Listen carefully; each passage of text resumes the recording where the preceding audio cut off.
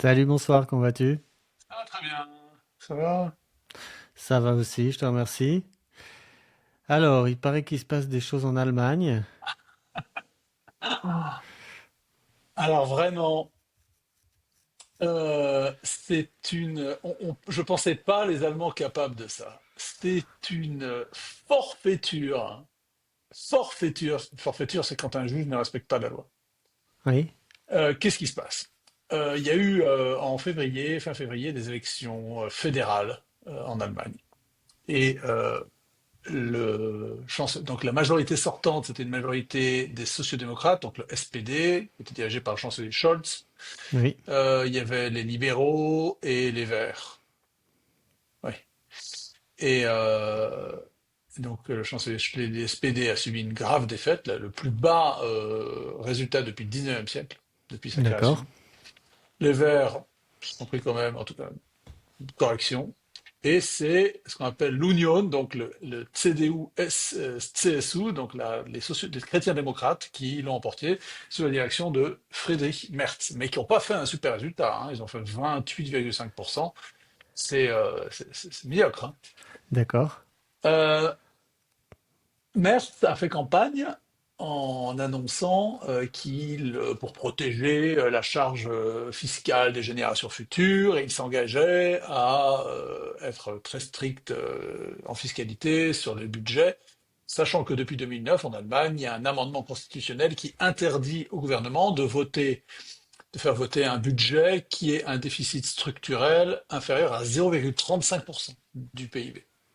C'est vraiment, Donc, c'est c'est très strict. l'équilibre. Oui. Quasiment, quasiment. Déficit structurel, ça peut être un peu plus bas en réel, Ah, mais d'accord. en structurel, c'est ça. Bien. Et pour faire voter, alors malheureusement, pour changer cet amendement, il faut avoir les 2 tiers des voix au Bundestag. Et D'accord. aujourd'hui, avec les nouveaux résultats, avec la nouvelle Assemblée, qui a été élue le 25 février, Mhm.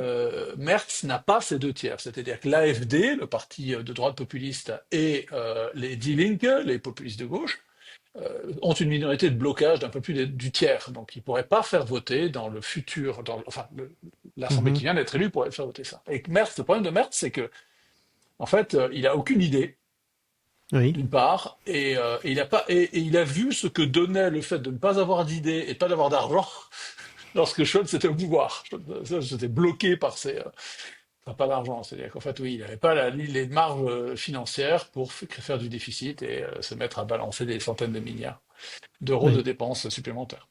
Et en plus, il n'avait pas d'idée, donc ils se sont retrouvés coincés. En fait, la majorité de Scholz a explosé pour une question de 3 milliards de dépenses que les libéraux ont refusé.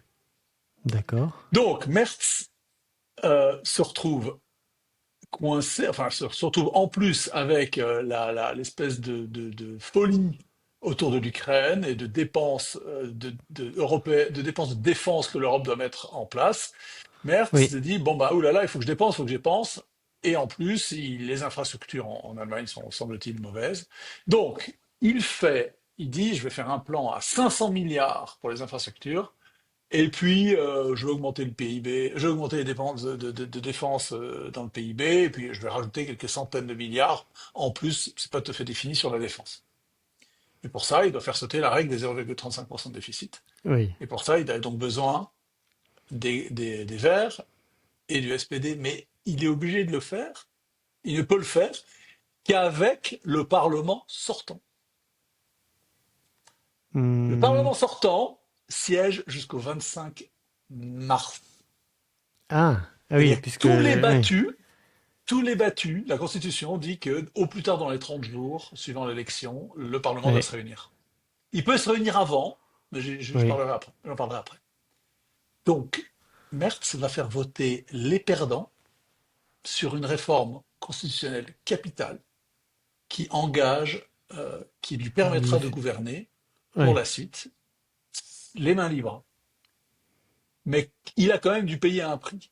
Et le prix est catastrophique. Le prix, c'est le suivant, c'est qu'il a dû, pour obtenir l'accord des Verts, il a dû leur donner, évidemment, des dépenses climatiques Mhm. de malades.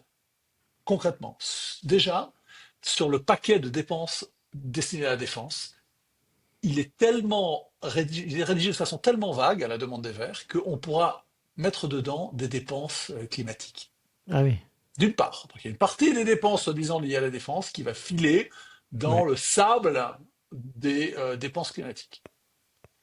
L'autre partie, dans les 500 milliards, il y a 100 milliards, une paille, hein, qui sont réservés, fléchés pour un fonds climat et les transformations, enfin un machin comme ça, je sais plus comment ça s'appelle, une espèce d'accord. de banque qui va permettre de financer des projets à la con qui vont poursuivre la désindustrialisation de l'Allemagne. Et les 400 milliards restants, grâce à un amendement constitutionnel qui font rentrer là en même temps, qui engage l'Allemagne à obtenir une, alors je cite l'expression, une neutralité climatique. Je ne sais pas ce que ça veut dire une neutralité climatique, hein. Enfin, une Ouais, neutralité, climat, neutralité, tout un truc comme ça, en 2045. Donc l'Allemagne doit atteindre la neutralité climatique en 2045. Donc c'est beaucoup plus vague que la neutralité carbone, hein. Donc en fait, tu peux mettre à peu près n'importe quoi. Et oui. donc là, les 400 milliards restants, en plus des 100, hein, eh bien, pourront être éligibles tous les projets qui viseront à l'atteinte de cette neutralité climatique, avec des guillemets, évidemment, parce que cette expression, je ne Mhm. m'emploierai jamais. C'est vraiment... Alors, rajoute à ça le fait que Merz, évidemment, doit faire une coalition pour gouverner avec le SPD, et que le SPD a dit que toutes les promesses que Merz avait faites de durcir vaguement le ton sur l'immigration Oui. seront complètement abandonnées. Mhm.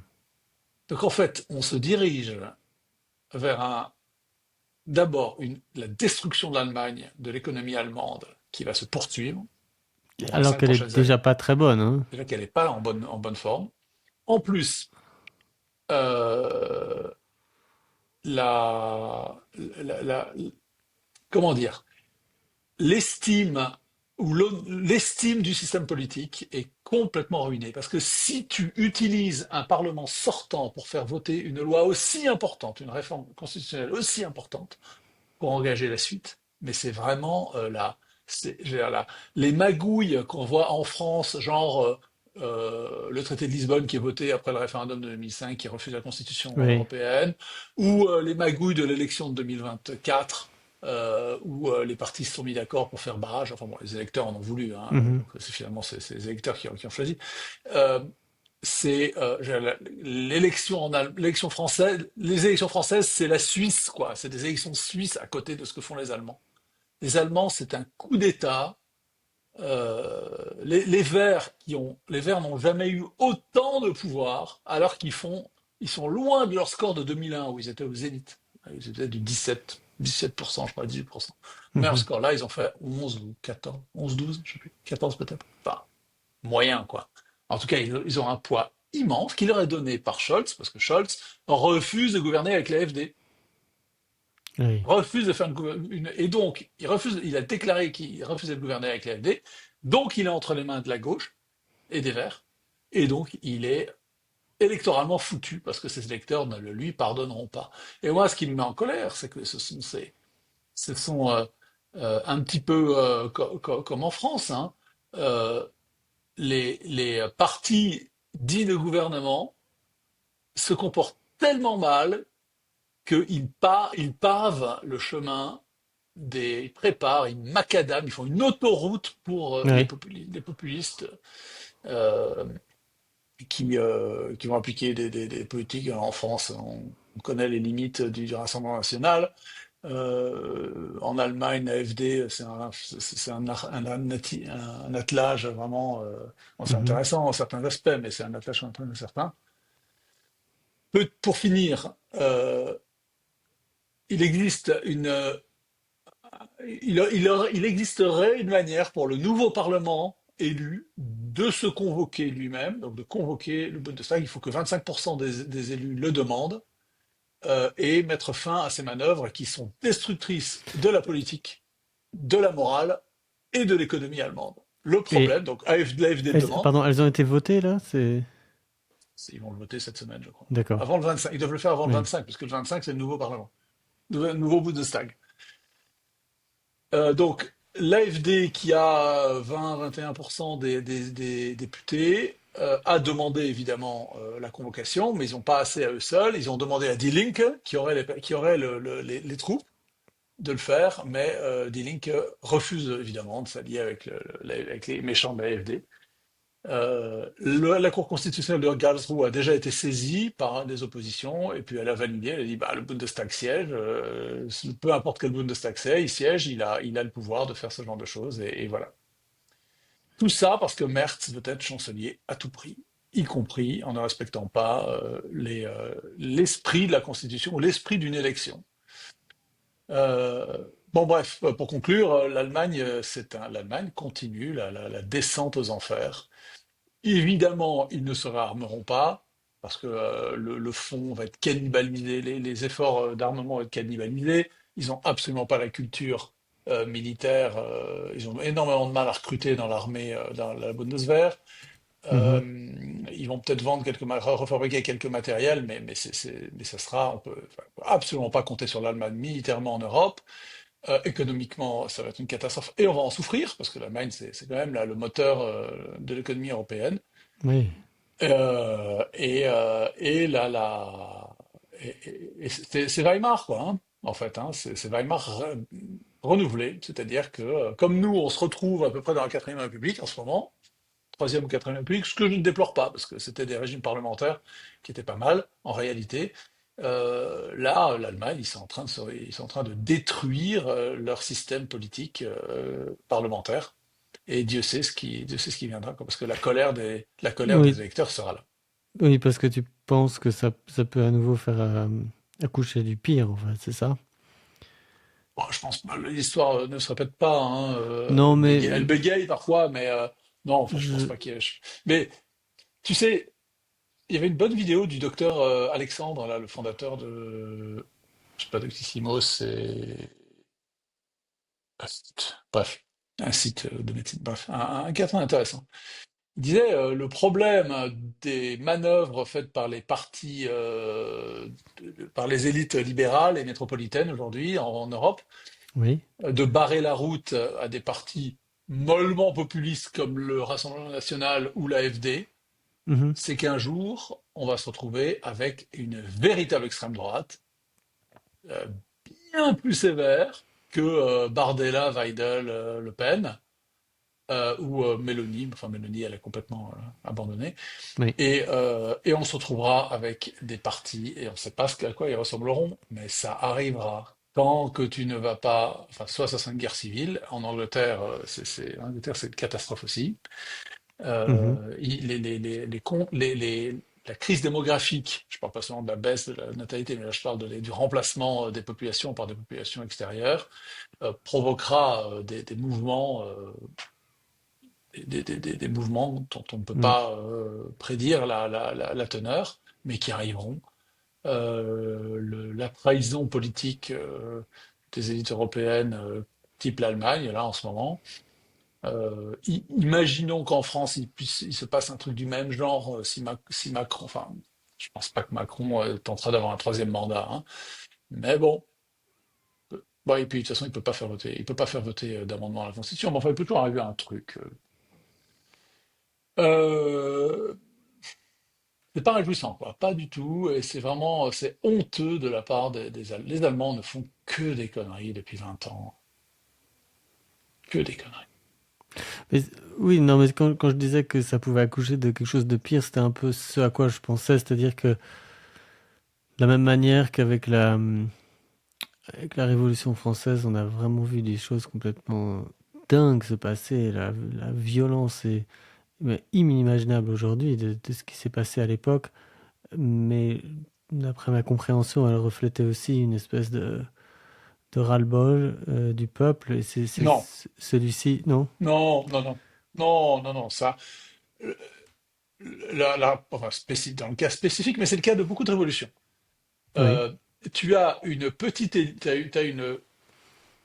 un groupe euh, de personnes très éduquées qui ne trouvent pas de place dans la société correspondant à l'idée qu'ils se font de la place qu'ils devraient avoir, liée à leur D'accord. éducation. Et en la Révolution française, c'est exactement ça. Les révolutionnaires, déjà, c'est juste Paris, hein, à peu près, hein. Et ce sont ou alors des gens qui sont montés à Paris, genre Robespierre, et ce sont des petits juristes. C'est même pas des parlementaires, c'est-à-dire des gens des parlements, des cours, des grandes cours de justice Mhm. de province ou de Paris. Ce sont des avocats, des petits avocats, des journalistes, genre Marat par exemple,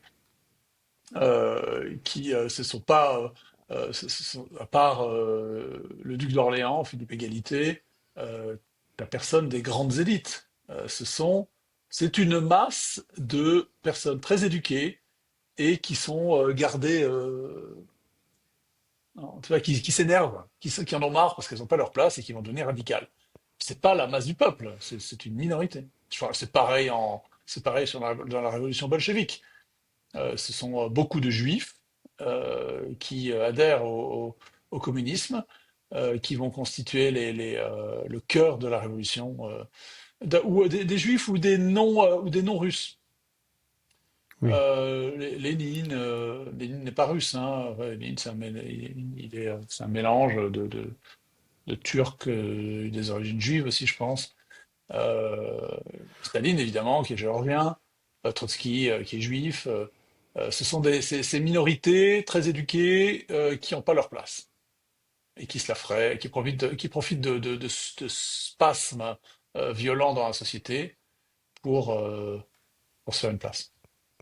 Mais enfin, ils deviennent vraiment sanguinaires à un point inimaginable. C'est ça qui est choquant en fait. C'est pour ça que ça donne vraiment l'impression d'une foule, quand on parle d'une foule, d'une espèce d'être qui dépasse chacune des personnes individuellement qui est capable de faire des choses que chaque individu ne pourrait pas faire. C'est ça, c'est là où alors c'est peut-être effectivement c'est certainement un petit groupe, mais il n'empêche que ce qu'ils arrivent à imaginer comme torture et puis et- enfin, inouï. Enfin, moi, ça me choque d'autant plus que la Révolution française est tellement célébrée, mise en avant, et c'est vraiment très, très, très Oui, choquant, en enfin, fait, de découvrir le fond. oui, enfin, elle l'est beaucoup moins qu'avant, je crois, hein, parce que là, on a du recul, il y a beaucoup de travaux d'historiens, mais bon, ça reste un moment Tu veux dire moins qu'avant, marquant, tu parles de moins qu'au moins. 19e siècle. Et est-ce que tu as l'impression de voir de notre vivant maintenant une évolution aussi des mentalités par rapport à la Révolution française? Euh, Bah, par exemple, sur le génocide vendéen, il est Ouais, aujourd'hui, je crois qu'il est enseigné dans les écoles, ce qui n'était pas le cas avant. ouais. Euh, la terreur, il n'y a pas grand monde, à part quelques-uns chez LFI, il n'y a pas grand monde tu connais beaucoup de rue Robespierre, ça? Non, c'est vrai. Euh, la terreur reste un moment épouvantable, hein, enfin, dans l'esprit, c'est pas loué. Or, enfin, les révolutionnaires, avant, louaient. La révolution est un bloc, comme disait Clémenceau, je crois. C'est-à-dire qu'on ne sépare pas les réformes libérales de la terreur. Ça, aujourd'hui, plus personne ne le dit. Oui, oui, On ça fait c'est la part vrai, des oui. choses. Donc, ça reste. J'écoutais cet excellent podcast de Tom Holland et Dominic Sandbrook, un podcast anglais qui s'appelle The Rest is History. C'est sans doute le plus gros premier podcast dans le monde, enfin, au monde anglophone, D'accord. sur l'histoire. Et il faisait une série récente sur des massacres de septembre à la mort de Louis XVI. Et le regard de ces Anglais, c'est que c'est quand même un moment extraordinaire de l'histoire occidentale, hein. Ce qui se passe là n'est jamais arrivé auparavant. Ils comparent, tu vois, même les Anglais qui ont coupé la tête de leur roi Charles Ier en 1643, je crois, ou 46, ne faut pas, enfin, considère que la mort de Louis XVI, c'est un événement bien au-delà, inouï par rapport à Charles Ier, euh, à Oui, la mort de Charles Ier. Donc, c'est un moment stupéfiant, absolument nouveau dans l'histoire de l'Occident, à des tas d'égards. On va pas faire je suis pas un spécialiste, hein, mais donc on peut Bah, considérer que je pense surtout toutes c'est fascinant, disons, c'est fascinant, mais comme l'horreur peut être fascinante. Un peu comme oui, l'Holocauste, et un peu comme la destruction des Juifs d'Europe. C'est un ce truc qui, oui, tonnerre, coup de tonnerre dans l'histoire de l'Occident, avec des répercussions incroyables, hein. Peut-être que la Révolution française a plus de répercussions que la destruction des Juifs d'Europe. ce Mais qui est incroyable dans la Révolution française, c'est en fait, la quantité d'innovations qui ont été tentées, puis abandonnées. Certaines sont restées. Je pense au système métrique, les nouveaux mois, la suppression. ça n'a pas duré longtemps, les nouveaux mois. Oui, c'est ce que je dis. Il y en a Ah, pas duré, pardon. Ouais. qui n'ont pas duré. Ah oui. Hmm. Euh, la suppression totale de l'Église, en fait. Je viens de découvrir, en fait, l'histoire du Panthéon. J'avais pas vraiment saisi, en fait, que c'était une église. Un monastère, ouais. C'était une Le, abbaye. le temps qu'il la termine, il y a eu la Révolution, et donc ça a été utilisé différemment. Enfin, c'est étonnant. Et donc, et puis oui, La constitution civile du clergé. ouais, c'est incroyable tout ce qui a été, tout ce qui a été imaginé comme nouvelle société, comme Les départements, les départements, suppression des provinces et création de départements anhistoriques, uniquement avec des noms de rivières, et plus ah oui, ou des positions géographiques abstraites, mais qui ne sont pas historiques. ouais. Ouais, non, c'est vraiment extraordinaire, je trouve. Et là, il y a quand même des choses qui sont. Euh, enfin, je sais pas. En fait, j'ai du mal à comprendre si ces idées ont vraiment été développées en quelques années, comme ça, en quelques mois, ou si il y avait en fait c'était quelque chose qui était en réflexion déjà par certains groupes depuis pas mal de temps. Mais le fait que du jour au lendemain, tout le monde devienne, ou presque en fait, sans religion en France, quand on voit surtout Alors, ce qui s'est passé, alors peut-être que tout le monde tu sais, prétendait qu'ils étaient sans religion, mais c'est quand même incroyable aussi, hein. lors de la confiscation des biens du clergé, donc en 1791, euh, par exemple, Cluny, qui était la plus grande abbaye du monde, la plus grande église du monde jusqu'au XVIIe siècle, hein, enfin, plus grande église d'Occident, ou du monde, je crois, jusqu'à la création de Saint-Pierre de Rome. Bah, lorsqu'en 1791, il reste 11 moines à Cluny, Ouais. qui était une abbaye Ah, qui pouvait habiter des centaines de moines. oui. Donc quand on dit que la Révolution a vidé les monastères, ils étaient déjà largement vidés au moment où, où, la, où, où la Révolution passe. Non, mais Beaucoup d'ordres religieux tu veux dire que étaient mourants. entre 89, donc avant, Oui, enfin je dis encore dans, 89, en 89, avant la Révolution française. ah Le oui, mouvement était d'accord. largement entamé. Ah, oui, c'est Euh, intéressant ça. Donc et ils ont été là, chassés, mais c'était pas non plus mais il y avait plus grand monde. ah, d'accord. C'est un peu, je comparais un petit peu ça comme l'église allemande, c'est-à-dire une église institutionnellement très puissante, avec des biens, des Mhm. institutions, des structures, des administrations, euh, mais qui étaient, mais alors je dis pas que l'Église était vide, hein, je dis pas que les territoires étaient vides, hein, les églises paroissiales, etc. Mais en tout cas les ordres religieux, et l'Église avait déjà pris un coup. Euh, C'était pas comme aujourd'hui, hein. Mais bon, au sortir de la Révolution française, au moment où Napoléon arrive et au moment du Concordat, et puis mais même à la Restauration, euh, les, t'as eu les deux papes, Pie VI, Pie VII, ont été emprisonnés, enlevés. Euh, euh, la constitution civile du clergé en France a connu enfin, a laissé des traces épouvantables de division, de désaffection. Mhm. Euh, alors, je reviens un petit peu en arrière, en parallèle de la Révolution française. Avant la Révolution française, dans l'Empire, le Saint-Empire, les Habsbourg, Joseph II en particulier, va vider les monastères. Il y a eu l'interdiction des jésuites par Clément VIII, je crois, dans les années 70, 770. Donc les jésuites sont dissous. Ils vont se réfugier en Russie, chez Catherine II d'ailleurs, pour une partie. En Autriche, les ordres contemplatifs sont fermés ou alors ils doivent passer, ils doivent devenir utiles, donc ils vont ouvrir des écoles, des choses comme ça, mais ils ont t'as plus d'ordre contemplatif. Joseph II interdit ça. Et puis ensuite, la Ah, Révolution en France, donc ça c'est l'Empire, puis en France, tu as la Révolution française qui ferme toutes les maisons religieuses et qui se réouvriront très lentement au cours du 19e siècle, à partir des années 1830, 1820-1830, les dominicains vont se reformer, les bénédictins en France vont se reformer, les cisterciens, enfin les trappistes vont se reformer, mais ça va prendre beaucoup de temps, et on pensait, avec, donc je reviens, avec les papes qui sont arrêtés, qui meurent en exil, qui sont emprisonnés, etc., on pensait que c'était la fin de la papauté et bonne partie de la fin de l'Église, en tout cas ah oui. En France et en Allemagne, et dans le Saint-Empire, c'est-à-dire Mhm. la moitié de l'Europe. Je ne parle même pas des pays protestants, dans lesquels, évidemment, comme en Angleterre, où l'Église était interdite, ou ailleurs, en Prusse, elle était tolérée, en Prusse, elle était autorisée. Mais c'est le, le, le, le retour le revival, comment dire, la renaissance de l'Église catholique en France au XIXe siècle est un miracle. Oui. Et tout au long, ça met beaucoup de temps.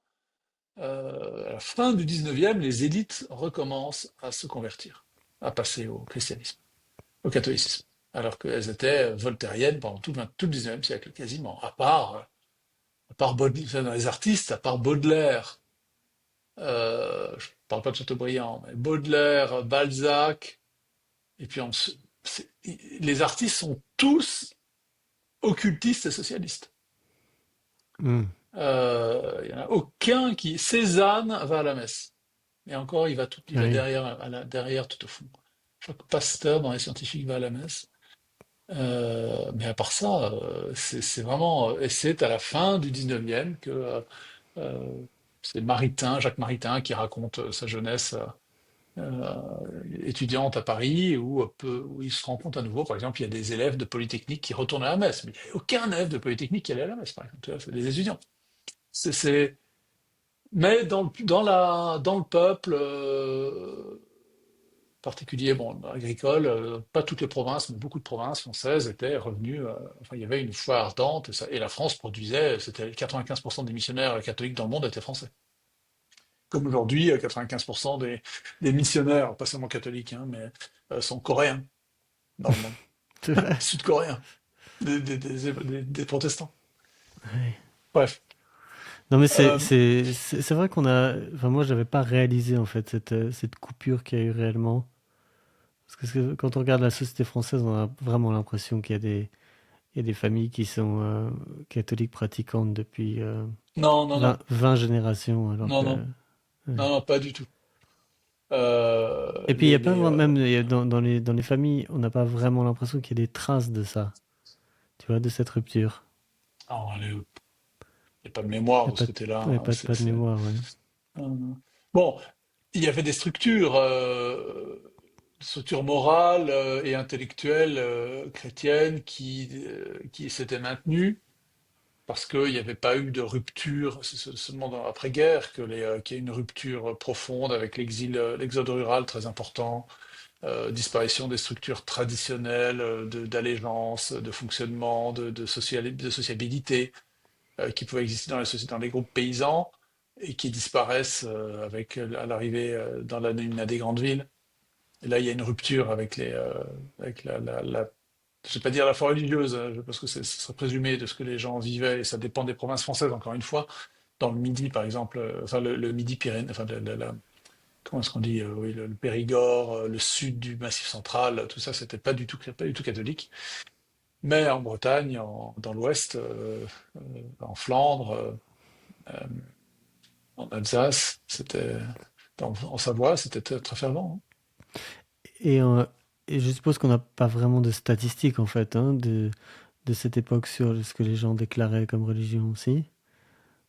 Oh, bah, à 95, 90%, ils déclaraient la religion catholique, ils étaient baptisés, même s'ils pratiquaient pas, mais D'accord. la pratique, c'est autre chose. Il y avait 5% de protestants et de juifs, peut-être, hein, c'est tout. Enfin, il y avait Ouais. quasiment pas de juifs. Enfin, qu'au début du XXe siècle, en France, il y en a beaucoup qui sont arrivés, mais donc au milieu du 19e, à la Révolution, je crois qu'il y a 20 000 juifs en France, quelque chose comme ça. J'ai vu les Je statistiques crois l'autre jour. qu'effectivement, c'est de cet Quelques ordre-là. dizaines Ouais. de milliers, mais vraiment pas plus, hein. Très très faible. Puis ensuite, au cours du 19e, il y en a beaucoup qui arrivent des pays de l'Est, Je crois que enfin de en l'Est de fait, c'est l'Europe. surtout d'ailleurs euh, en Alsace, en fait, qui est une communauté qui s'est maintenue très longtemps, Oui, mais en province, en Provence aussi, autour Carpentras, des États pontificaux, ouais, de ouais. Carpentras, Avignon, il y a une petite communauté juive, très très petite, hein, quelques dizaines de milliers en France. Ils sont 2 ou 300 000, je crois, au moment de l'affaire Dreyfus, en France, les juifs. Hmm. Bon, bref, très très peu de juifs. Mais pour ce qui est de la pratique religieuse, il ne faut pas l'exagérer non plus, hein. Ça dépend un peu des provinces, mais les historiens estiment qu'en moyenne, au 19e siècle, il y avait 25% de catholiques qui allaient à la messe le dimanche. Enfin, de Français, pardon, qui allaient à la messe le dimanche. En fait, la Euh, question aussi, plutôt, je sais pas dans quelle mesure tu pourrais y répondre, mais quel a été le maximum, en fait, de pratique? Parce que souvent, je on dirais a entre 25 et 40%, peut-être à la fin du 19, du 17e siècle. Et même au Moyen Âge, même au XIIIe siècle, je pense qu'il n'y a jamais plus de 30 à 40%, et je pense que c'est vraiment un maximum de catholiques qui vont à la messe. Alors tout le monde est baptisé, hein, ou quasiment, hein, ça c'est autre oui, chose, hein. Mais des gens qui pratiquent la foi telle qu'elle est demandée par les autorités religieuses, aller à la messe le dimanche, etc., euh, ça n'a jamais été 100%, hein. Mais bon, c'est déjà ouais, énorme, hein, 30%, c'est énorme, hein. ouais, c'est Tu sais, vrai. aujourd'hui en Iran, il y a 2 ou 3% de pratiquants le vendredi à la mosquée. Ah En oui? Iran. Donc il faut pas. Je sais pas combien il y en a, dans les Émirats Arabes Unis ou en Arabie Saoudite, mais à mon avis, c'est pareil. Bah, c'est bon, Euh, c'est peut-être pas enfin, les Émirats Arabes Unis, c'est Bah, peut-être c'est pas juste en un face. bon. Oui, c'est proche, mais c'est peut-être pas un bon exemple dans la mesure où il y a tellement d'étrangers. Alors, il y a beaucoup d'étrangers qui sont Oui, non, mais musulmans, mais parmi les musulmans, non, mais parmi les musulmans, évidemment. oui, parmi les musulmans. Non, Bon, mais bref. Mais euh, c'est pour dire que la pratique religieuse, c'est quelque chose qui s'apprécie de façon qui peut s'apprécier de façon culturelle, hein, et puis hmm. ou de façon proprement religieuse, acte de piété. Euh, et, euh, et la question se pose aujourd'hui. Bah, à ce propos, tiens, pour changer un peu de sujet, t'as entendu cette vague de de personnes qui sont de nouveaux pratiquants, en tout cas des gens qui sont arrivés à l'église ce mercredi décembre? Non, Ah, t'as pas entendu parler de ça? En non. France, dans plein de paroisses, et moi je l'ai vu mercredi décembre. Mercredi, de messe du soir à Tourcoing, dans une église où en général, bon, il y a 100 personnes, quoi. Bon, là, le mercredi décembre, peut-être les gens, le soir, une messe est plus commode que le matin, parce que pour les gens qui travaillent, Oui. l'église était pleine Ah de bon? gens que je ne vois jamais à la messe, public extrêmement jeune, enfin, genre entre 17 et 24, 25 ans. Une quantité et de jeunes qui visiblement ne viennent jamais à la messe. C'est que tu t'en rends compte quand ils viennent à la communion, ils savent pas ce qu'il faut faire. Des dizaines de nouveaux comme ça qui étaient arrivés, qui arrivaient. Et de quel Et il genre y de a milieu? populaire, des D'accord. étudiants, mais clairement, ah bah à Tourcoing, c'est pas des bourgeois, hein. Clairement de milieu populaire. Et il y a eu plein d'autres témoignages. J'ai entendu la même chose du curé d'une église du centre de Lille, juste à côté de la gare. Pas bourgeois non plus, hein, à côté de la gare, donc ça s'appelle Oui. Saint-Maurice? Saint-Maurice. Et à la fin de la messe, il y a 15 personnes qui sont venues lui demander, des jeunes qui sont venus lui demander le baptême. Et les gens qui arrivent, et tu ne sais pas d'où. Alors moi, je sais d'où ils viennent. Je les De appelle TikTok? les convertis TikTok. C'est ce que j'appelle les convertis TikTok, ou Instagram, ou etc. C'est-à-dire que ce sont les. Il y a eu il y a une espèce de frémissement que j'ai observé depuis 1 an et demi que j'ai un peu changé de paroisse, où je vois des gens, mais des jeunes en particulier, de milieux populaires, parfois qui viennent de l'islam aussi, des Africains, qui se pointent à la messe et, euh, et qui arrivent les bras croisés à la communion. Donc ils ont pas fait leur première communion ou ils sont pas baptisés. Ils sont très pieux lorsqu'ils s'engagent, lorsqu'ils commencent vraiment, se mettent dans un engagement de démarche religieuse, ils sont très pieux. Parfois, les filles portent la mantille, donc ce voile Ouais, de dentelle là que les catholiques portaient autrefois, les femmes portaient autrefois les catholiques, mais portent encore dans les milieux traditionnalistes parfois. Et là, il y a un drôle de phénomène qui arrive et qui commence à attirer l'attention et qui est commenté peu à peu dans certaines. Il y avait un article dans Famille chrétienne là-dessus sur ce phénomène de ce mercredi des cendres 2025. Et parce que le mercredi des cendres n'est pas c'est non, pas la fête le plus fréquentée, hein. non, Mais en même temps c'est très frappant comme symbole. C'est l'entrée en carême, donc il y a un aspect euh, comment est-ce qu'on dit ascétique oui. qui peut certainement attirer les, des Oui, ils gens veulent qui un cherchent un défi, oui. sens. Ouais, il y a une espèce de défi, de retour à zéro. Euh, Beaucoup de gens comme disent que c'est une sorte de concurrence identitaire avec le ramadan. J'y crois pas tellement, euh, parce que les gens iraient dans la mosquée Oui. si c'était le ramadan. Les gens ne se pencheraient pas, ils entendent parler du ramadan, ils n'entendent jamais parler du mercredi des cendres dans les médias. Et donc, s'ils s'intéressaient à une démarche ascétique, bon, le ramadan n'est pas quelque chose d'ascétique, parce que les gens prennent du poids pendant le ramadan. Euh, ils se gavent le soir, la Oui. nuit, le matin et le soir. Euh, mais il doit y avoir alors du bouche à oreille, évidemment, hein, ça c'est certain, hein, c'est toujours comme ça. Venez et voyez, hein, il y a des gens qui amènent leurs copains à la messe. Ça on le voit. Mais il y a également les influenceurs catholiques ou chrétiens qui font leur travail et qui s'aiment dans les réseaux sociaux. Ce qui est certain, c'est que parmi les influenceurs, alors pas les influenceurs catholiques, mais les influenceurs, disons, standards, il y a une espèce de cercle, en fait, des choses qu'ils tentent pour avoir de l'audience. Et donc, évidemment, il va y avoir devenir extrêmement musclé, faire énormément de chirurgie esthétique pour avoir une allure qui sort de l'ordinaire. Manger du foie cru. Manger du foie. Enfin, voilà, il y a tout un tas de choses. Et je sais plus où j'ai vu ça, mais il y avait quelqu'un qui rigolait en ajoutant dans ce cercle devenir extrêmement religieux, en fait. C'est un peu une manière. Alors, je pense pas que ça se voit comme ça puisse se voir dans les églises, parce que les gens qui viennent, à mon avis, ne sont pas des gros influenceurs. Mais ce qui est certain, c'est que pour un gros influenceur, devenir tout à coup hyper religieux, c'est une manière de se relancer. Et j'en ai d'ailleurs un exemple actuellement, pas quelqu'un qui est devenu catholique, mais plutôt évangéliste. Et tout à coup, tous les contenus deviennent liés à ça. Et en fait, enfin, c'est des vrais néophytes avec cet enthousiasme. Et puis, ils ne parlent plus que de ça. Et ça permet comme ça de renouveler son audience, en fait. Alors, je sais pas, je pense pas que ça leur rapporte beaucoup comment dire, d'affaires avec de publicités, de contrats. Donc, je sais pas comment ils s'en sortent, mais peut-être que ça relance un peu l'audience. Voilà, donc ça, c'est absolument certain. Et de ce point de vue-là, c'est aussi quelque chose qui est pas durable, dans le sens où, une fois qu'ils ont un peu épuisé le truc, ils passent à autre chose. Ils Donc, passent à l'orthodoxie ou au catholicisme. alors, non, mais même à quelque chose de, je sais pas, une nouvelle tendance de chirurgie esthétique, ou bien les nouvelles culottes courtes pour faire de la musculation extrêmement aguicheuse, ou je sais pas quoi. Bref, attrayante, il y a plein de choses qui peuvent être imaginées là-dedans, plein de tendances.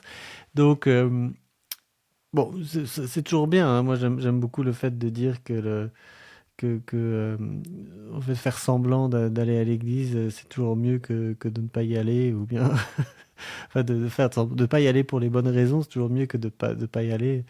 Et c'est pas forcément une bonne idée que de critiquer les gens parce qu'ils sont un peu hypocrites. Donc, oui, ça c'est absolument clair. Mais c'est intéressant que tu observes ça, hein. Je vais regarder un peu en Suisse si je vois quelque chose d'un peu analogue. Ce qui est En certain, France, c'est à travers toute la France, hein. ah oui. Plein de prêtres ont témoigné de ça, ouais. Un peu Ce qui partout. est certain, c'est que moi, ce que j'observe, j'ai beaucoup dans des paroisses anglophones, euh, et j'ai vraiment,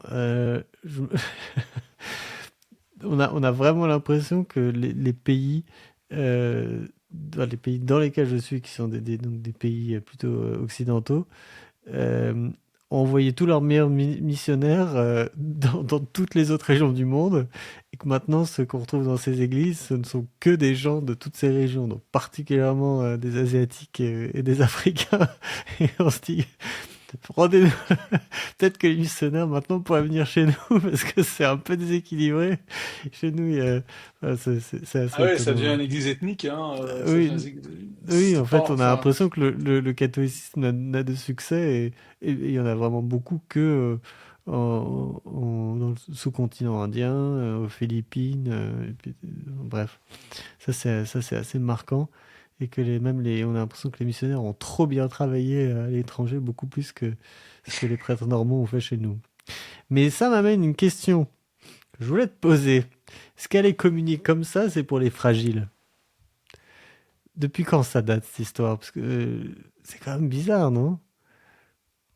bah avant, quand on communiait pas, on s'approchait pas du banc de communion. Oui. On restait à sa place.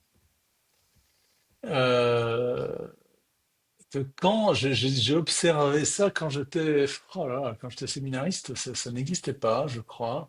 Est-ce qu'à l'époque Ça doit avoir déjà, une vingtaine, 25 ans, quelque chose comme quand, ça. parce que ça fait quand même longtemps on amène les enfants non communiants euh, Oui, pour une pour avoir une bénédiction. petite bénédiction. Donc Oui, ça ça c'était c'est sans vrai. doute. Alors je sais pas de quand ça date. Moi par exemple, ça n'existe pas en Pologne dans l'Église catholique hein, d'amener son enfant.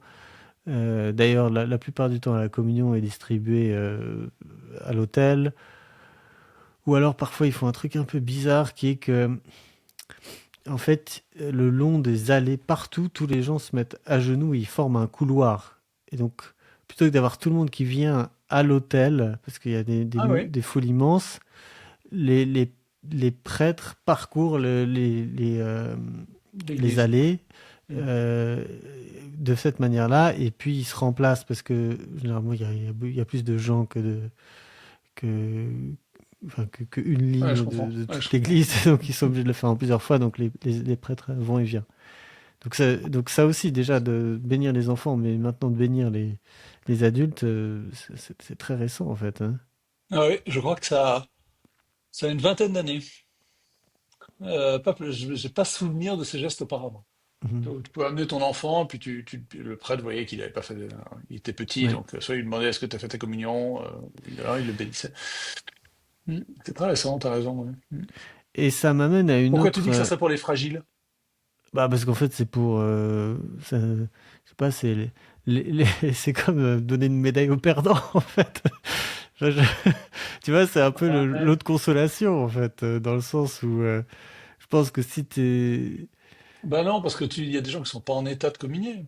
Oui, non, mais justement, si t'es pas en état de communier, tu restes à ta place alors. Alors Ah c'est oui, oui. compliqué, c'est très compliqué par le fait Ah, que les mais gens tu vont peux avoir, massivement ouais, communier oui, et que oui. donc si tu vas pas communier toi-même, Si t'empêches les gens de passer tu ou crées un ouais, bouchon. ouais.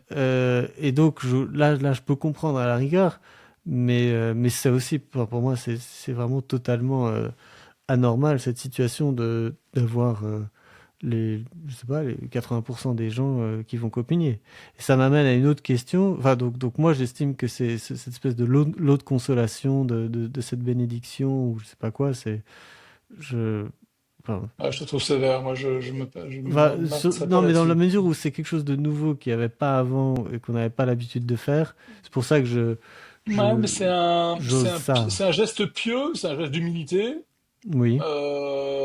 c'est un geste de piété, de respect à la fois de l'Eucharistie, puisqu'on s'approche de l'Eucharistie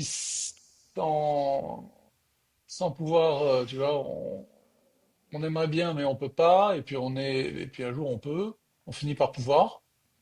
Je trouve que c'est quand même c'est un sacramental, mais c'est une belle, assez belle. Tu vois, ce qui m'embête bien plus, c'est le problème posé par le geste de paix. Est-ce qu'il faut se serrer la main? Est-ce qu'il faut s'embrasser? Mhm. Est-ce qu'il faut se faire des namastés? Mhm. Moi, je pense qu'il faut rien faire du tout. Mais bon. Mais bon, voilà, quitte à... bon, mais c'est pas le sujet n'est Oui, pas le geste c'est paix, mais pas, c'est c'est, enfin, surtout... moi, j'estime quand même que la communion est autrement plus importante et plus Ouais, grave ouais, comme ouais. sujet que le baiser de paix. Non, en fait,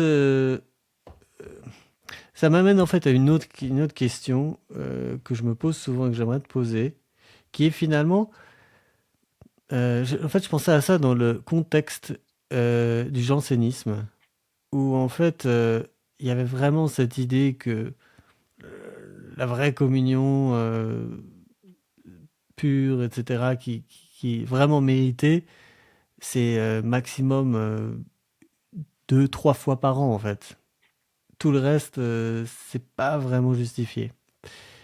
Et moi, j'ai été élevé dans cette culture du catholicisme français où, en fait, la communion, c'est pour ainsi dire systématique. Puis, j'ai passé du temps en Pologne où, justement, c'est assez différent. Alors, j'ai dit qu'il y avait beaucoup de gens qui communiaient, mais en fait, en proportion du nombre de gens qui sont dans l'assemblée, c'est très peu. Il y en a peut-être un tiers, et encore. Et, instinctivement, finalement, j'ai adopté plutôt ce comportement-là, même si c'était pas dans ma culture, en me disant, à mon avis, si je regarde mon âme, euh, je pense pas qu'il y ait tellement, enfin que ça soit, ça m'étonnerait que ça soit tous les dimanches ou la plupart du temps que je sois en fait en état de communier. Et donc ma question, c'est évidemment, sans être janséniste, combien de fois par an est-ce qu'on peut raisonnablement communier avec bonne conscience en fait? Alors ça va dépendre évidemment de la confession, mais au-delà de ça, parce que bon, la confession, il y a aussi des limites au nombre de... Ah, ok. Enfin, Ah ouais, tu ah ouais. vois, en fait, si on devait donner à un catholique aujourd'hui un peu une règle de base, euh, ça serait quoi en fait est-ce que Ah, tu moi, aurais une réponse à ça? la règle, c'est le salut des âmes. La règle suprême dans l'Église, c'est le salut des âmes. Mhm. Euh, et de ne pas faire porter de charges trop lourdes sur les fidèles. Pas faire porter mon joug est léger, mon joug est doux et mon fardeau léger. Euh, alors, il faut rappeler une chose, c'est que la communion efface les péchés véniels. Oui. Donc, et d'ailleurs, c'est dans les prières eucharistiques. Enfin, là, certaines prières eucharistiques et dans les prières avant la communion. C'est-à-dire qu'on est privé il ne faut pas communier lorsqu'on est en état de péché mortel. Et c'est mortel, c'est-à-dire un péché qui tue la grâce en nous. Et cette Euh, distinction, péché véniel, péché mortel. cette distinction où la communion efface les péchés véniels, ça date de quand? La distinction péché vénial, péché mortel, je crois que ça date du 11e théologie du Non, 11e ou 12e siècle. c'est pas ma question, Ah, c'est sur le... Est-ce que, en sur la fait, communion? est-ce que la communion de tout temps a toujours Oui, effacé les oui, péchés? oui. D'accord. Ouais, toujours Véniel. effacer les péchés. Ensuite, ça, évidemment, puisque c'est le sacrement du corps et du sang du Christ, du sacrifice du Christ qui efface les péchés. Oui, Alors, c'est par excellence.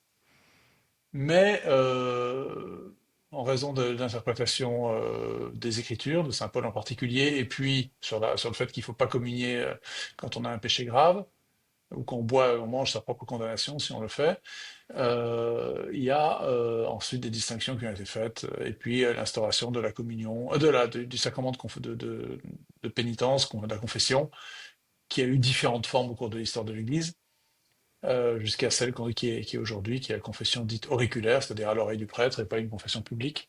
d'accord. Euh, je sais pas, je ne saurais pas dire. C'est sûr que les réformes de Saint Pie X, qui a institué au début du XXe siècle la communion fréquente, et là donc je précise le point historique auquel tu faisais allusion, que peut-être nos auditeurs n'ont pas en tête, c'est que jusqu'au XIXe siècle, les gens ne communiaient qu'une fois par an. En fait, il communiait à Pâques. Puisque l'obligation, strictement, hein, l'obligation aujourd'hui encore, c'est de communier au minimum une fois par an, donc après s'être confessé, à Pâques. C'est vraiment un minimum minimum, hein. Il faut l'Église ouvre la communion. Un prêtre ne peut pas refuser la communion, hein, sauf scandale public. Par exemple, un homme politique qui se rendrait coupable d'un crime particulier. Là, le prêtre aurait le droit, devant tout le monde, parce que tout le monde le sait, de D'accord. refuser la communion. Mais sinon, même un non-baptisé qui se pointe, et j'ai vu ça récemment justement avec les convertis TikTok, je voyais un enfant de cœur qui retirait l'hostie à des gens qui visiblement ne savaient pas quoi en faire. Je connaissais cet enfant de cœur, pendant la communion, je suis arrivé, j'ai dit, tu peux pas faire ça, tu peux pas tu peux pas reprendre l'hostie à quelqu'un. Il la consomme, voilà, il n'est pas baptisé, il a jamais fait sa première communion, c'est pas grave. On n'a pas le droit de refuser la communion à quelqu'un. Mais Pas on a du le tout. droit, nous, le prêtre ici à l'église anglaise, chaque dimanche à peu près 2 fois au début de la messe et juste avant la communion, il répète. Oui, bien sûr. Enfin, Euh, c'est- une fois qu'il a dit ça, il n'a pas le droit, oui, oui, c'est lorsque ça. quelqu'un se présente, C'est de ne venez refuser. pas si vous n'êtes Voilà, pas. c'est ça, c'est ça. Ok. Bien sûr, bien sûr. Et mais le principe, c'est ça. Donc, pourquoi je disais ça? Oui, c'est que et aujourd'hui, par exemple, dans les églises gréco-russes, dites orthodoxes, Oui. euh, les gens ne communient jamais. Les gens communient une fois par an. Très, très peu. Mhm. Une ou deux fois par an. Peut-être aux grandes fêtes et encore. Et ils ne communient pas avant, sans s'être confessés. Or, la confession, alors, le problème, en fait, c'est que la confession chez les gréco-russes est très, très, très complexe, très contraignante, de très longues pénitences. Enfin, c'est pas du tout la relative facilité que représente la communion, la confession pour nous. Oui. Donc, qu'est-ce que je dirais? Je dirais si vous avez un péché mortel, abstenez-vous. Mais c'est quoi un péché mortel? Est-ce que c'est avoir tué, commis adultère et volé? A priori, enfin, il y en a d'autres, hein, des péchés mortels. C'est pas exactement la définition, hein, des péchés mortels. Euh, mais bon, faire un péché mortel, c'est quand même assez grave, quoi, hein. On n'en fait pas tout le temps, hein. Des péchés véniels, on en fait beaucoup, tout le temps. Et des péchés mortels. Donc, je reprends l'idée que j'ai pas poursuivie tout à l'heure. Les réformes de Saint-Pédis qui a ouvert la communion fréquente, la communion aux petits-enfants, première communion à 7 ans, et la communion fréquente à tous les Mhm. catholiques, encourageant, n'a pas eu les résultats escomptés, c'est-à-dire le corollaire qui est la confession fréquente. Les églises très Ah, communiantes, oui. il n'y a pas beaucoup d'églises très confessantes. Oui. Parce que, évidemment, c'est beaucoup plus difficile de se confesser que de communier psychologiquement. Ah oui, oui, c'est clair. Oui. C'est Non, beaucoup, mais pas seulement pratiquement matériellement. aussi, hein. Ouais, pratiquement, aujourd'hui, c'est de plus en plus compliqué. Alors déjà, c'est de plus en plus compliqué, mais même, et je reprends encore l'exemple de la Pologne, c'est de moins en moins le cas, mais depuis que j'y vais, c'est le calvaire, c'est le cas de le dire, d'essayer à Pâques de se Ah confesser. oui, C'est ah, des... ici c'est pareil, ouais. Oh Il y a là des là. queues, t'attends Et tu peux attendre deux j'ai heures, 2, 3 heures. l'impression que, je sais, à chaque fois, je me dis, mais j'ai l'impression que le système, le système est fait. Enfin, je sais pas comment est-ce qu'ils calculent le nombre de prêtres qu'il faut, ou si en fait c'est un peu comme le problème des autoroutes où tu rajoutes une voie et puis en fait tu vas avoir autant de bouchons parce que des gens vont se rabattre sur ça. Mais c'est vraiment hallucinant le temps et il faut vraiment s'y reprendre à plusieurs fois. C'est évidemment les horaires sont incompréhensibles. Autant une Non, mais le problème, c'est que les gens ne savent pas se confesser. Ça, à Pâques dernier, là, je me souviens devant moi, il y avait des gens, mais ils prenaient un quart d'heure, 10 minutes, un quart d'heure pour se confesser. Mais Mhm. tu peux avoir des péchés très graves et te confesser en 2 minutes. T'as pas besoin Et c'était pas si la tu faute veux. du prêtre qui lui savait pas confesser dans le sens où Bah, il c'est le parlait prêtre trop. aussi qui ne donne pas, c'est le prêtre qui donne pas qui ne guide pas les pénitents. En disant, écoutez, raccourcissez, Non, allez mais au ou à but. l'inverse, lui qui ou le prêtre qui Non, non, non, non. non, parce que quand il y a la foule derrière, le prêtre, Ah oui, il est non, non, conscient. c'est le long dialogue, et patati, patata. Et en Mhm. fait, les gens se servent de la confession pour faire de la direction spirituelle, avoir des conseils spirituels. C'est pas du tout le lieu. Le prêtre, il n'est Oui. pas là pour ça, à ce moment-là. Il écoute. il donne une petite admonition, petit encouragement de 15 secondes, et puis la pénitence, absolution, et voilà, et les prières après la confession. Oui. Une confession, ça peut durer moins de 5 minutes. Et alors, je sais pas comment c'est en Pologne, si c'est très long, si les gens savent se confesser, mais ici, les gens ne savent pas se confesser. Les prêtres, ils devraient dire au début de chaque confession, vous allez directement au but, Mm. vous dites vos péchés, vous accusez des péchés que vous avez sur la conscience, et basta, quoi. Enfin, En fait, il y a en Pologne, il y a en fait un texte. Alors, il est de moins ouais, en moins utilisé, mais qui dit on arrive à la confession, je suis, puis on donne son ouais, statut civil. Ma dernière ouais, confession remonte ouais, à ouais, c'est ce depuis que je ma fais, dernière. moi, ouais, ouais, ouais, ouais. Et alors, et c'est pas simplement le texte à la fin de la confession, mais tout C'est ça, l'introduction. Oui, bien ça sûr, c'est des donne, c'est un peu un renseignements. formulaire. Oui, Et mais ça, donc, c'est nécessaire. oui, voilà. C'est Ouais. nécessaire. Je baissais mon père parce que j'ai péché. Je me suis confessé la dernière fois. Alors, je confesse à Dieu, on recite un confiteor. Je me suis confessé la dernière fois à telle date. J'ai reçu l'absolution, accompli ma pénitence pour donner ton Ah oui, statut au voilà. prêtre. Et puis, je m'accuse, tchac, tchac, tchac, tchac. J'en demande pardon à Dieu, pénitence et absolution.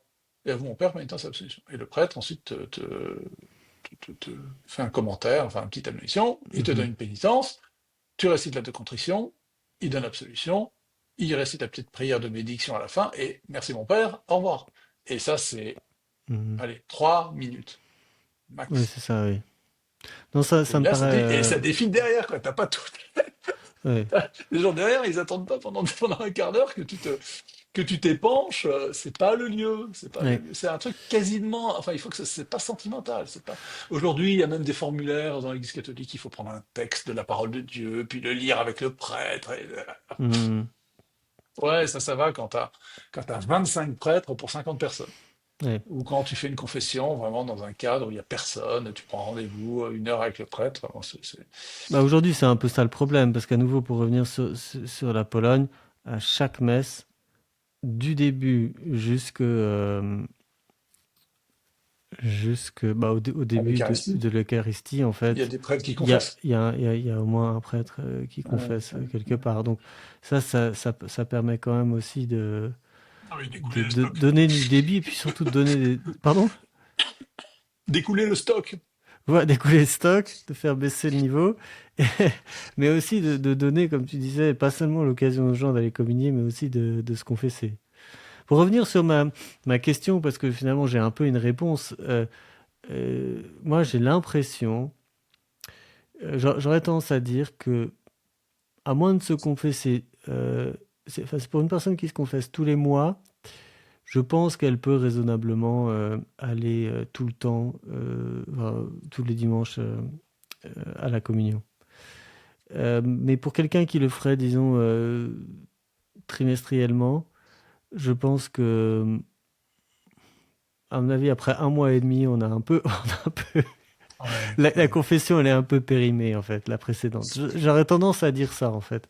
C'est un peu, alors Ouais, la probabilité qu'on ait commis un péché mortel est forte. c'est pas, c'est certainement pas dans les dogmes dans l'Église, où c'est pas une règle qui est établie, mais j'ai l'impression que c'est un peu comme ça, et j'aurais tendance, et c'est certainement comme ça que je me comporte, et évidemment, je déplore un peu que ça soit pas du tout la pratique, en tout cas en France, ni en Suisse, et que donc on ait des défilés de personnes.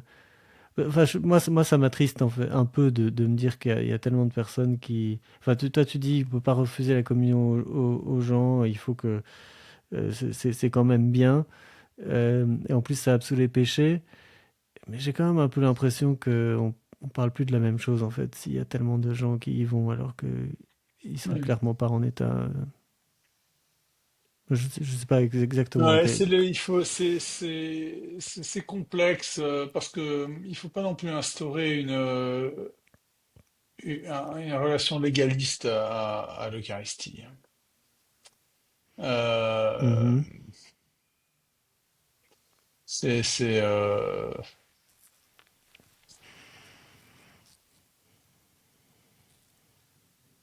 Ouais, j'ai pas assez réfléchi à ça. Je suis pas assez. Oui. Hmm. Je Bah, vois ça, très bien ce que tu veux dire, hein. Je vois les débats, je vois les critiques qu'on peut faire à la communion fréquente de Saint-Pie X, à ce que ça a changé dans l'Église aussi, la relation. Parce que plus on s'approche de l'Eucharistie, plus on fréquente quelque chose ou quelqu'un, plus il devient familier, et moins il y a de respect, de terreur religieuse face à ça. D'autant oui. plus quand l'Eucharistie est distribuée par n'importe qui. Et puis une bonne conscience généralisée dans un contexte où de façon générale on a tendance à supprimer l'existence du mal, le diable, et à être dans la bonne Ouais, conscience. la crainte du salut et la crainte de la damnation est réduite, ouais. Ouais, Bien sûr. je trouve que qu'il manque en fait une certaine dimension à tout ça et surtout, bon, en tout cas, ce qui me concerne, la raison pour laquelle j'ai abandonné ce système, c'est que ça correspondait pas du tout à ce que je ressentais au fond de moi, en fait. Je me disais, bah, c'est pas possible. Alors, si le jeu de la vie, c'est que tous les dimanches, en fait, je suis soi-disant en état de me confesser, de communier, alors que il me semble pas, si je fais un examen de conscience, que ça corresponde à la réalité, c'est qu'en fait, tout ça est, c'est que c'est trop facile, en fait, comme jeu. On peut pas être aussi bon tout le temps. Enfin, je le vois moi-même. Et d'ailleurs, un autre truc sur lequel j'aimerais revenir, si je pouvais proposer une réforme pour l'Église, c'est de remettre le, euh, comment est-ce qu'on dit ça, le Kyrie eleison juste avant la communion. Le confiteur, ça veut dire. Pardon, le confiteor, excuse-moi, oui.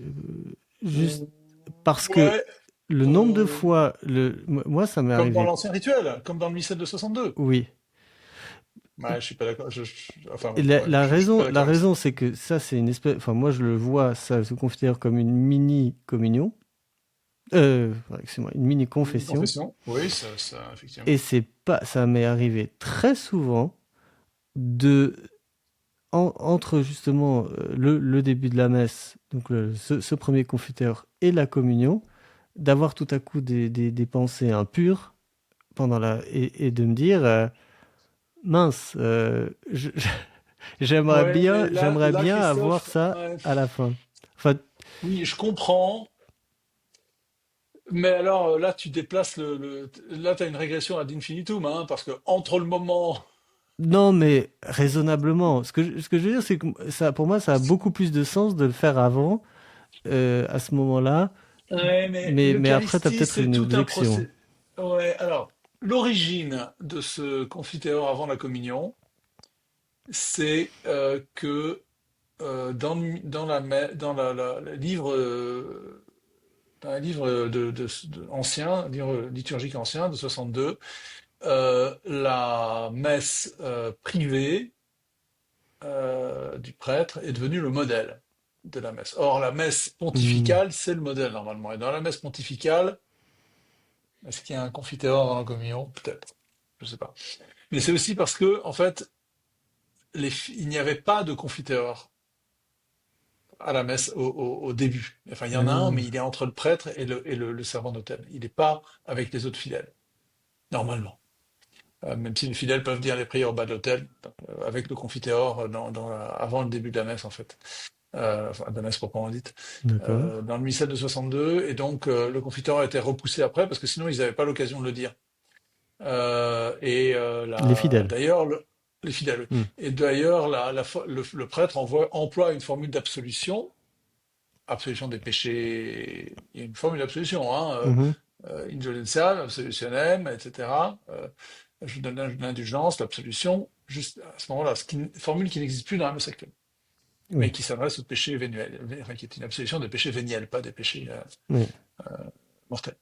Euh, et en fait, l'approche enfin, là où je diffère de ton approche, c'est qu'en oui. fait, la liturgie, c'est un rite collectif, ce n'est pas une dévotion personnelle. Et tu es emmené dans un mouvement que l'Église euh, a conçu pour toi, et pour tous les autres. Mhm. Et le Kyrie au début de la messe, c'est une prière de supplication de pardon des péchés. Juste avant, pendant l'Agnus Dei, prends pitié de nous. Hein, Oui, Kyrie, miserere nobis, miserere nobis. Il y a la formule Seigneur, je ne suis pas digne de te recevoir. oui, c'est vrai. Donc, tu as déjà beaucoup de formules pénitentielles qui ont lieu, qui sont là et qui sont traditionnelles. Le confiteor avant la communion, c'est un truc du XVIe siècle, du XVIIe siècle. C'est pas Mhm.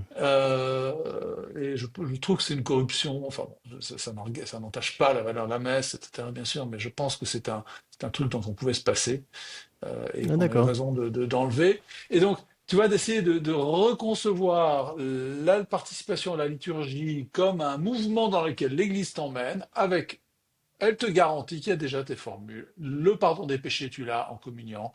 Euh, pendant les prières eucharistiques, qui est la prière la plus importante, bien plus importante que le confiteor, il y a des tas de demandes de pardon des péchés, d'envoi de l'Esprit Saint. euh, et Mhm. ça, c'est la prière du Christ au Père à laquelle nous participons en l'offrant dans notre sacerdoce commun en tant que prêtre. Donc on participe à la messe, hein, on n'assiste pas au sacrifice du prêtre, on offre, nous, le sacrifice avec le prêtre, par les mains du prêtre. Oui. Et donc, on est purifié par le fait d'offrir le sacrifice. Et donc, ça, c'est de la piété eucharistique complète, solide, plus large que la tendance éventuelle, je ne dis pas que c'est le cas, mais il y a une tendance au rabougrissement de la dévotion personnelle dans la messe qui n'est pas le sens de la liturgie, où l'Église du ciel et l'Église de la terre se rencontrent. D'accord. Donc c'est un peu la même dérive qu'avec l'église gréco-russe, en fait, non? Oui, où les gens récitent des prières, comme les gens récitaient le chapelet autrefois pendant la messe, Oui. ça a disparu. Comme alors les protestants ont disons, les luthériens en particulier et les anglicans aussi ont une liturgie où ils ont gardé les mauvais aspects des liturgies médiévales avec énormément de litanies, énormément de demandes de pardon de péché.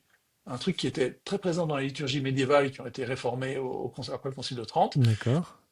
Et ça, c'est une sorte de corruption, tu vois, aussi Hmm.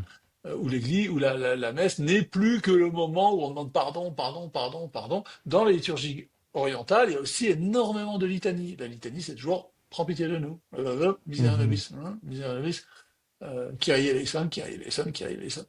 Et, et le génie de la liturgie romaine, enfin, je trouve que la liturgie romaine est plus équilibrée, en tout cas plus adaptée sans doute à nos sensibilités Oui. que ces choses, que ces liturgies orientales ou protestantes, qui sont médiévales en fait, qui existent encore, enfin, qui ont pouvoir de temps en temps. Ah, très intéressant. Très bien. L'esprit de la liturgie, je te recommande le bouquin de, enfin, il y a plusieurs livres qui s'appellent comme ça, mais celui de D'accord. Benoît XVI, Ratzinger, pardon, et vraiment bien. Très bien. Bah, merci Bon, beaucoup. bah, c'était super. Ouais, super. Bonne soirée. Merci. Salut. Salut.